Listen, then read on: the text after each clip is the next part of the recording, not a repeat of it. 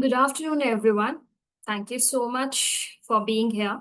My name is Sapna, and I'm thrilled to talk about a topic that is close to all of our hearts, our students. Specifically, those students who are learning a new language in our classrooms. We have all seen them, the quiet observers, the ones listening intently but hesitant to speak. Today's session is called From Silence to Confidence.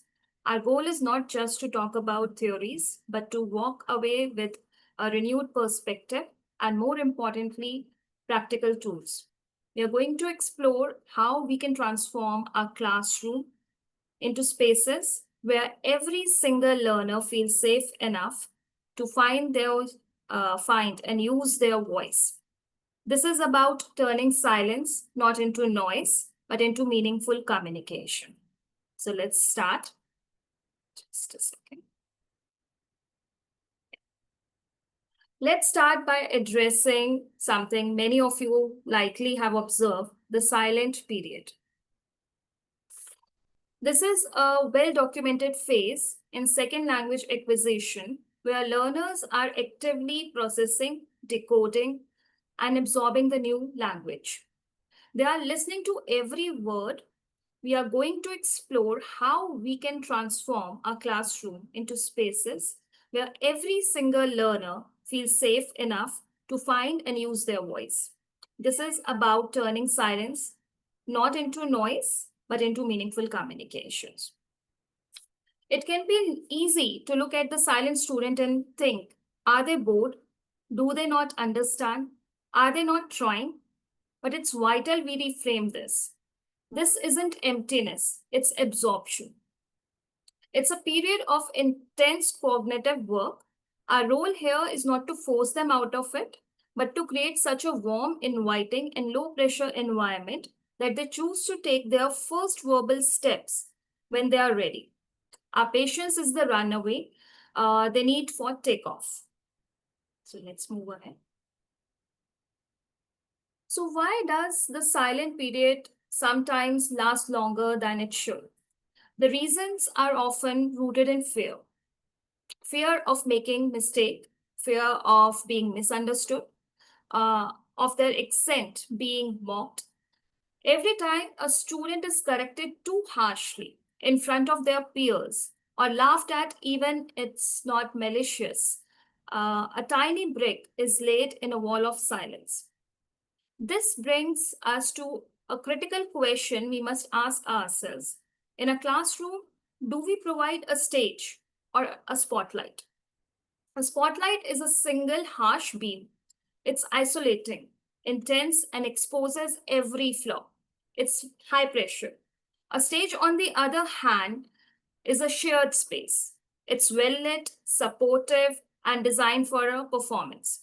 Yes, but often a group one. It's a place to practice and perform together. Our goal should be to build a stage where every student feels like part of the ensemble, not like they are under a terrifying solo spotlight. Let's step into our students' minds for a moment. Imagine standing in front of 25 people, trying to communicate in a language you are just learning. The internal monologue can be overwhelming. Is this the right word? What if my pronunciation is wrong? They are all waiting for me. I'm going to sound stupid. These are not just fleeting thoughts, they can become a recurring, paralyzing loop. This is why our emotional intelligence as educators is just as important as our pedagogical skill. We need to see hesitation not as a lack of knowledge, but as an act of vulnerability. The student is on the edge of taking a risk. If we meet that vulnerability with kindness, with a patient smile, with an encouraging nod, we are telling them it's safe to take this risk. That simple recognition can make all the difference.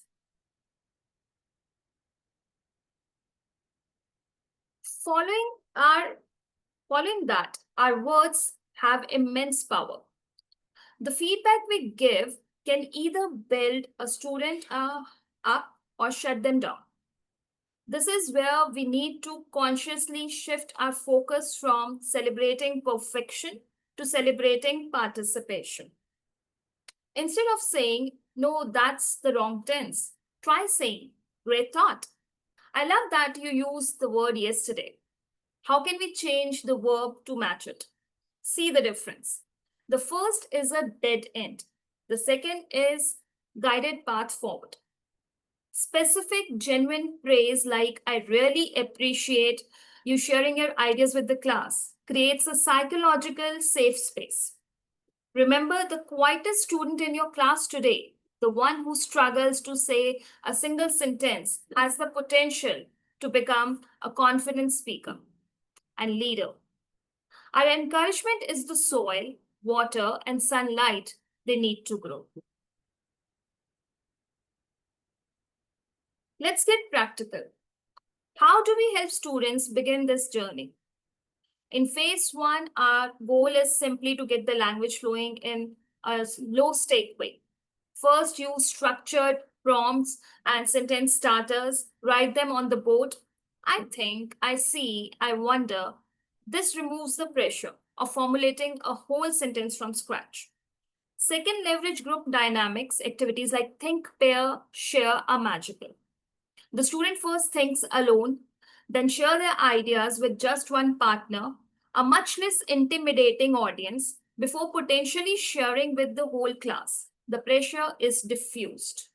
Finally, don't be afraid to allow use of their native language.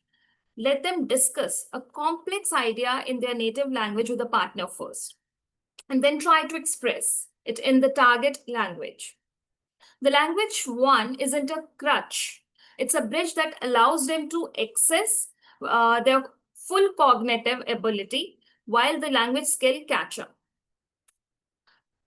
When it comes to building confidence, once our students start speaking a little, we need to build on that momentum.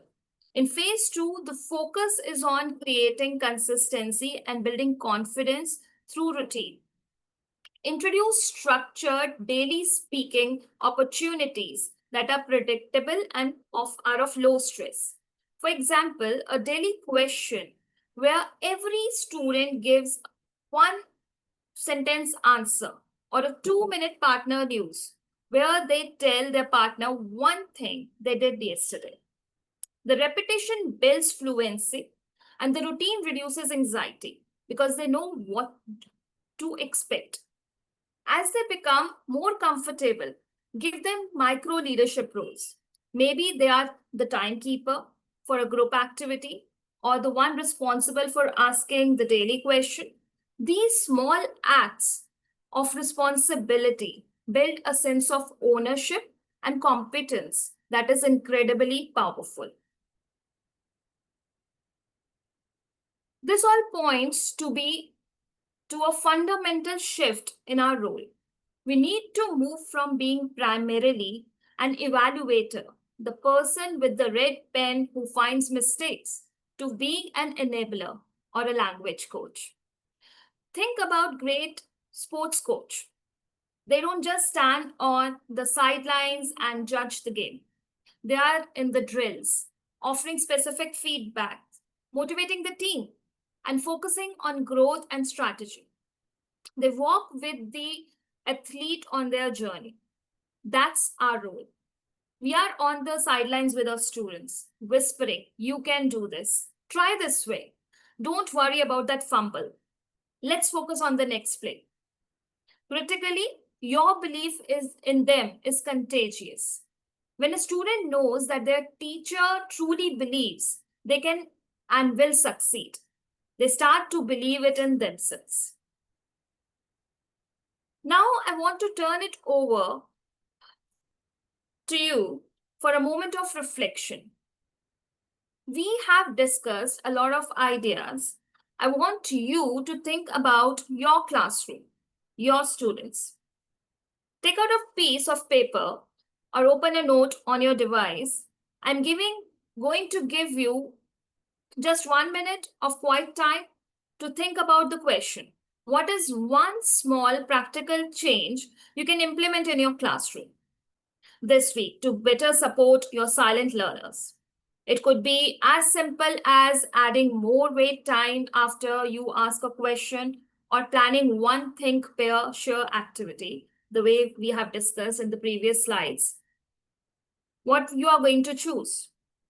And be sure that you share the ideas with us because there are no wrong answers and your idea must be just the thing someone else needs to hear it today.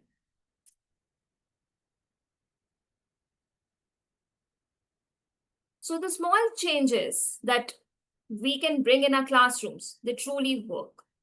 I want to share a quick story about a student I'll call Leo. He joined my class mid-year, and for the first 2 months, he did not speak a single word. He did his work, he would not, but he would not speak. I made a point of greeting him warmly by name every day. We started doing daily partner check-ins, and I paired him with a very kind and patient student. For weeks, their check-ins were mostly silent. But one day, I overheard Leo whisper a single word in English to his partner. It was a breakthrough. We celebrated that small step slowly with consistent, low pressure routines and tons of encouragement. Leo began to talk more. By the end of the year, he stood in front of the class and, while visibly nervous, presented his final project. It wasn't perfect, but it was powerful. These transformations are not myths, they are the result of time, trust, and the consistent strategies we are talking about today. As we can see, the journey from the silence to confidence is almost never a straight line. A student might have a great week and participate a lot, and then have a bad day and retreat into silence. This is normal. It's 2 steps forward, 1 step back. They might regress when a new topic is difficult, or if they are just feeling tired or overwhelmed. Our job is not to get discouraged by the dips. We must maintain the scaffolding, the support structures like sentence starters, group work, and our encouragement. If the support is consistent, the overall trend will always be upward. This visual reminds us to trust the process and look at the long-term trajectory, not just a single difficult moment in the class. So let's put a few more tools in our toolkit. These are simple, repeatable habits. Speaking circles. You can have an inner circle of students discuss on a topic for 3 to 4 minutes, while an outer circle just listens. Then the outer circle gives feedback, but only on something positive they heard. This structure listening and speaking in a safe way. Another one would be word of the day. Assign one student each day to be the expert on a new vocabulary word. They introduce it, use it in a sentence, and a few other students have to try using it. It gives them the ownership.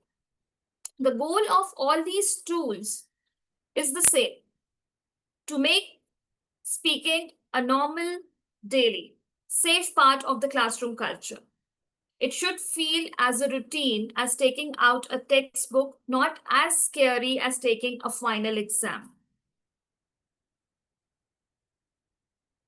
As we wrap up, I want to leave you with this thought. That silent student in the back of your classroom is not an empty vessel. They are a potential speaker, a future leader, a creative storyteller with a rich inner world. They have ideas, opinions, and stories that are waiting to be shared. Our job is to be the gardeners of that potential. It takes time, the gentle, patient, nurturing we have discussed, but it also takes courage from us, the courage to change our habits, to be vulnerable ourselves, and to believe in students' potential even when they don't believe in it themselves. And now, I would love to open up for you. The greatest expertise is always in the room. What are your thoughts? What strategies have you found successful in your own classrooms? Or what are the biggest challenges you're facing when it comes to supporting your language learners? Let's use the next few moments to learn from each other's experiences. So the floor is open to the questions if you have any. Thank you, Ms. Sapna Bhatia.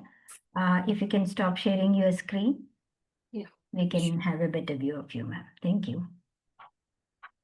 As I see, no attendees yet. They might join. It's in the mid-session, but I have a couple of questions to ask you, ma'am. How do you help students overcome the initial silence or hesitation to speak in a new language? So I begin with low pressure peer activities, the way we have discussed in the presentation as well, and let students listen first. Slowly trust builds and they start speaking. Okay. So what role do you believe anxiety and self-consciousness play in the language learning? Anxiety blocks fluency. I reduce it with group work, avoiding public correction, and celebrating every small attempt. So appreciation really makes their day and they are able to come out of their apprehensions and able to speak. Okay. Can you elaborate on these strategies where teachers use to create a safe and supportive environment for these language learners? So I think rules should be made and they should be respected as well for certain matter. And turning mistakes into learning moments and make speaking fun because it's learners they enjoy having fun while learning, like simple thing like tongue twisters for pronunciation correction. So these things help a lot in even it could be in form of games or storytelling. So like I said, you're in the presentation giving some opening sentences and they have to create story moving ahead, and it can be a group activity where every learner is contributing and the story is moving in the process. Great. So how do you, as a second language teacher, how do you encourage the students in your class to take risks and experiment with language, even if they make mistakes? I know you have to be supportive, you have to create some activities. What are the other ways or other strategies you would like to share with the other teachers which gave you the fruitful result in your experience? First of all, we have to normalize mistakes so that they can be their own. Even I share my own mistakes with them, my own experiences at how my journey started. Then design tasks where communication is valued more than perfect grammar. So I think the stepping stone is where you make the learner comfortable. They can be themselves, irrespective of the errors they are making. Once they get that comfort, then slowly and gradually the shift can be on the ground. So, ma'am, how do you differentiate instruction to meet the diverse needs of language learners? Each child is unique, but they are diverse too. They have diverse needs. So, how do you differentiate instruction to meet the diverse needs of language learners? See, when it comes to beginners, I think visuals and the sentence starters, it really helps. Having a look and relating with whatever they are seeing, that really helps them, and giving some initial tips for the conversation or to begin with. Whereas when it comes to advanced learners, creative speaking or writing tasks, that helps them a lot.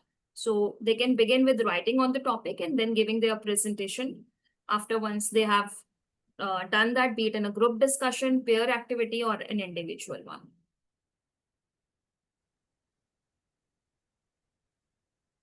Are you there, ma'am? Yeah, I'm there. Yes, yes. I lost you for a moment. So the millennials and the Gen Z kids are much into this is the digital era. What role do technology and the digital tools play in language learning, and how can teachers leverage these effectively? See, when it comes to surely, technology has made life easy for us, but it has made it challenging on the same time. When it comes to Gen Z learners, retaining their interest is a challenge. So, as we talked about, making activities, structuring them in a much more fun and engaging manner, that really helps them. Uh, Apart from, I think, retaining interest. So the more they connect with their co-learners, I think that makes the session more engaging and interactive, and they can uh, share their ideas with each other. So that is the right way when it comes to the distracted generation, I must say, due to the advancement of technology or so much distractions around. So Right. that is the one thing that can be done for them. Coming to the assessments, ma'am, how do you assess the language proficiency and progress of second language learners?